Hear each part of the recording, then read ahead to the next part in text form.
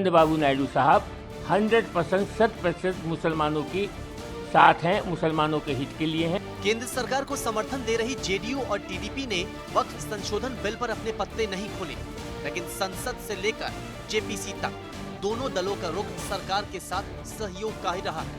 लिहाजा कांग्रेस ने जब दोनों को सेक्युलरिज्म की याद दिलाई तो जेडीयू सांसद और केंद्रीय मंत्री ललन सिंह भड़क गए। या नीतीश कुमार जी को कांग्रेस पार्टी के सर्टिफिकेट की कोई जरूरत नहीं है। वो अपने गिरेबान में झांक के देखें, कितना साल इस देश में शासन किए, बिहार में कितना साल शासन किए, मुसलमानों के लिए क्या किया उन्होंने, उसका भी तो बताएं।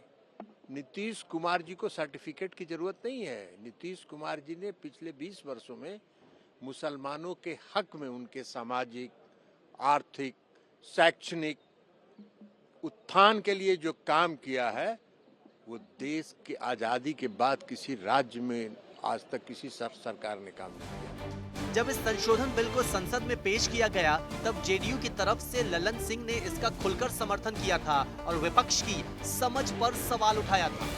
लेकिन ललन सिंह की राय क्या जेडीयू की राय है, क्या नीतीश कुमार की राय है? तो ठीक है, आपका पॉइंट ये है और जो भी है झेलेंगे तो पूरा चलेगा। और आपको लिंक भी हम आज गाँव जा रहे हैं क्या?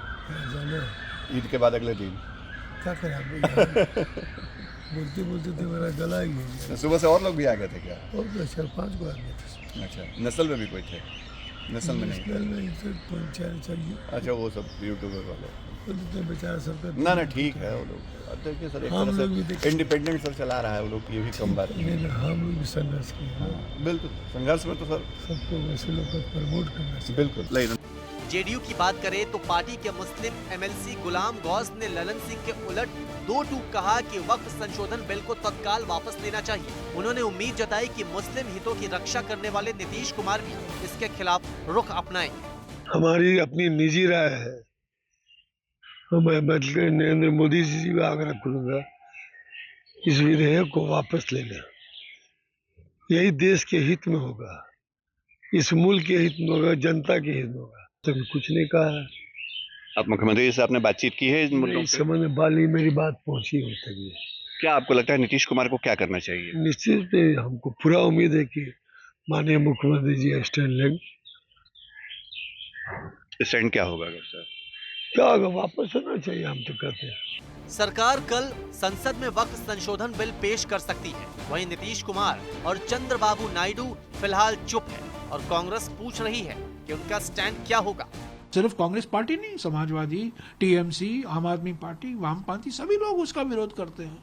और सवाल यह है जेडीयू क्या करेगी, टीडीपी क्या करेगी, जो अपने आप को सेक्युलर पार्टी कहते हैं। ये नारा है, वो वोट के लिए राजनीति करते हैं। न उनको देश से मतलब है न मुसलमानों से मतलब है, उनको अपने वोट की चिंता रहती है। नीतीश कुमार जी काम करते हैं, इसलिए उनके कांग्रेस पार्टी के, और हमने जयराम रमेश जी का भी बयान देखा है, जयराम रमेश जी के सर्टिफिकेट की जरूरत नीतीश कुमार जी को न है और न जेडीयू को।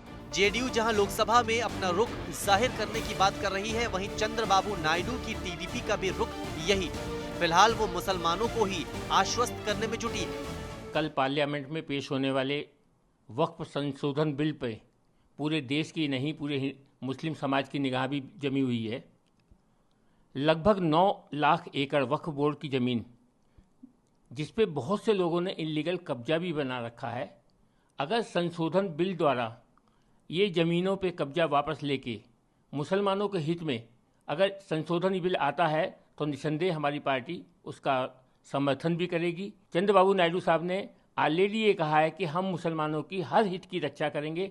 बार बार उन्होंने कहा है कि हिंदू और मुस्लिम मेरी 2 आँखों की तरह हैं, मैं किसी भी आँखों के साथ अन्याय नहीं कर सकता। इसी प्रकार हम मुस्लिम समाज के हर हित की रक्षा करेंगे, हर हित के उनके पक्ष में हैं।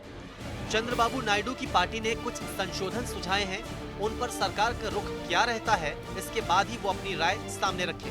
पटना से शशि भूषण के साथ आज तक ब्यूरो।